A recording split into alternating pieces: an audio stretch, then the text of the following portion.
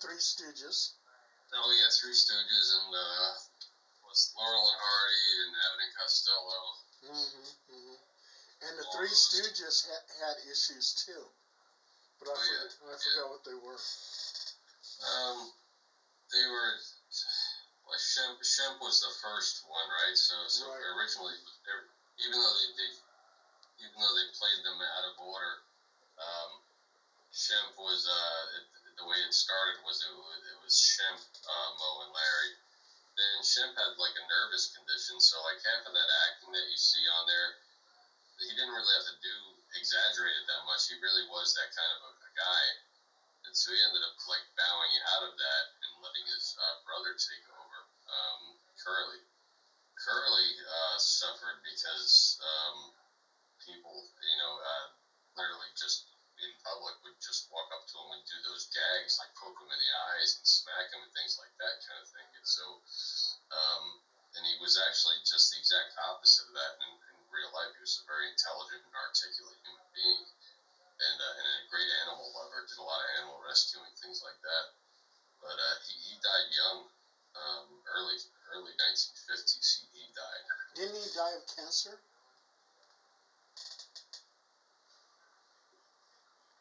It's I forget exactly what he died of.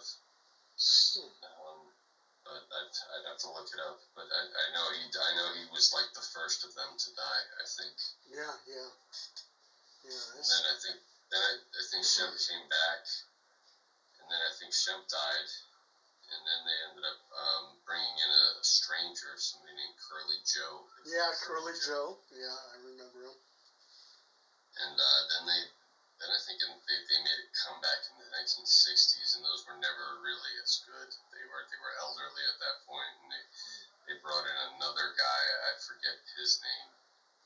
After that, and that was kind of like the near end, but they got screwed financially. Like, the original Three Stooges wasn't a television show at all. Those were what they called two-reelers. That they were the cartoon they played before a movie type thing way back in the day, because there wasn't a television at the time when the Three Stooges reels were made. Those were made for movies. They were played before a movie started. And so what happened was that when television was looking for things to play because of like I Love Lucy and The Honeymooners, which became the first TV sitcoms. Somebody thought, hey, those two-reelers of the Three Stooges would be perfect for this, and so they ended up selling those two-reeler collection for like $11 million, something like that, in the early 1960s, which maybe late 1950s, which was an outrageous fortune back then. And the Stooges got zero of that money. Wow. Not a dime of it.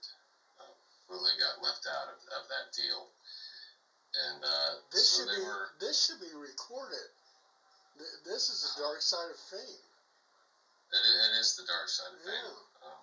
So yeah, they got screwed and left out of it. There's been movies, a couple of them, at least two that I know that were made on them. Really sad, but they were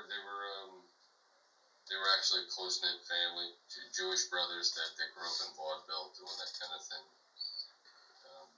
Yeah, but that's another dark side of the fame tale. Yeah. But they were all close. I guess that was the cool thing about them, is that they were brothers, and they stayed tight. And they got to live in California when California was young.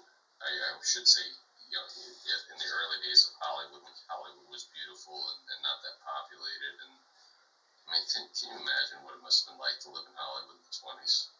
Yeah. Phil, do you mind telling this story over again? While we're waiting for Zandy, we might as well hit record and talk about the Three Stooges before we go on to anything else. No, I mean, I'm missing some of the facts. I mean, like how Hurley died and things like that. Oh, okay. But I mean, I don't mind doing the highlight reel again. Yeah. That's interesting. And you do know a lot of details on it. I know a little bit about a lot of bullshit. Okay, where's Zandine at? Don't know. Where's the Soul Brother? I don't know. Should we hit record and then kind of talk a little? This meeting is being recorded. Just when we need him. Yep. Where's the Soul Brother? I don't know. Hey, behind the scenes, you were talking a little bit about the Three Stooges. I know you don't have everything out there, but you did hit on some really highlights about their downfall. Do you mind? Yeah, sure, I can go over it again. Okay. I was, like you, a huge Three Stooges fan growing up. I